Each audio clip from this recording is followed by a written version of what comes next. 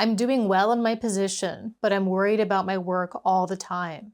How can I become more confident in myself and trust my work? I encourage you to consider that you might be becoming hypervigilant or avoidant or a combination of both due to the pressure that you're experiencing. So, human beings have this thing called the long term stress response, and it's our response to stress for long term periods. And stress doesn't have to be like terrible, like really like on you pressure, but it could just feel like that sense of like steadily increasing pressure over long periods of time. And what I'd encourage you to consider is these types of responses usually kick in if something ultra dramatic has happened, like something super high pressure that you instantly are like, oh, this is going to be a long term push.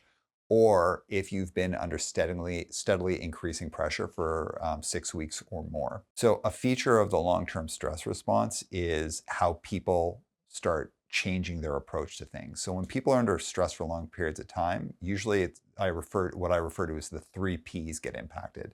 The first P is patterns. It's patterns of self care. It's just like how people take care of themselves. And we have a lot of material on that around the legs of the chair of how to maintain your patterns of self care.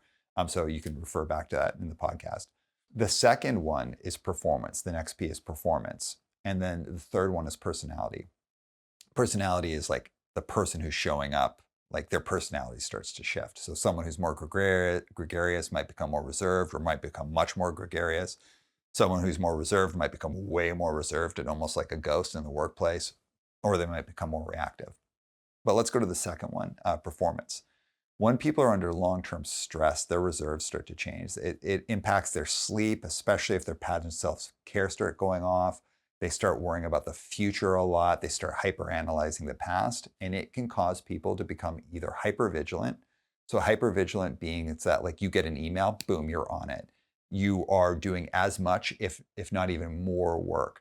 You're like churning work out. So essentially, you're trying to work your way through the stress and the pressure, but in doing so, your quality starts to dip. And even if you're doing it really well for a while, the longer you stay in a hypervigilant state, you can't help it. You're just going to start having less accuracy, less precision in your work. But you'll be churning out at the same amount of work because you're anxious about it. So you're trying to do as much. You don't want to dip at all. You might even do more, but the results are getting worse and worse and worse and worse. But the flip side is someone who could be becoming avoidant. And from an avoidance space, people are getting so concerned about their work that they start becoming a little bit paralyzed and it's taking them longer to do things and they're doing things at like less depth, less precision because they're just like it's too much for them. And in some cases, people can become a mix of hypervigilant. So they're trying to do a ton of stuff, but also avoidant, where they're doing a ton of stuff, but to reduce the pressure, they just stop doing other parts of their job or start doing it in kind of a half-assed way. This P that we're talking about, the performance space, when I find people are in a place in their career where they're really like, they're trying to go and they're trying to like make things happen for themselves, it's really easy to become hypervigilant or avoidant or a mix of the both. And what I really encourage people to do is pace back. The past and the future start rising into too much prominence when we're in an anxious or a depressive space. And hypervigilance and avoidance bring in anxiety and depression, which are kind of hallmarks of the performance issue. Pacing back and being in the now. What can you really actually accomplish right now? And how that practically links to next steps. I'd also really encourage you to be thinking about work life balance.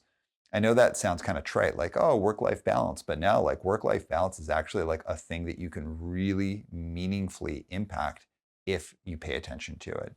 So, in that space, if you're really pushing on your career and trying to make things happen, you have to make a trade off of like, well, where am I putting my energy right now and for how long? And knowing when you're taking breaks, how do you draw that energy back and redirect it? You only have 100% energy. And if you commit a ton of energy to a big push in your career, which is totally cool, a lot of people do that. How do you draw that energy back and how do you redistribute it across the important parts of your life? Listen, it sounds like you're in a cool part of your career, like exciting. I've been there in many ways. I'm still there, and I get anxious, I get nervous, I get avoidant, I get hyper vigilant. The difference maker here is being aware when you're doing those things and taking the right steps to address them, so it doesn't impact your work, but it also doesn't impact who you are and like just like your heart, your soul, like your like feeling of just being the person that you want to be. We all experience work pressure, but it's about being aware and taking the right steps.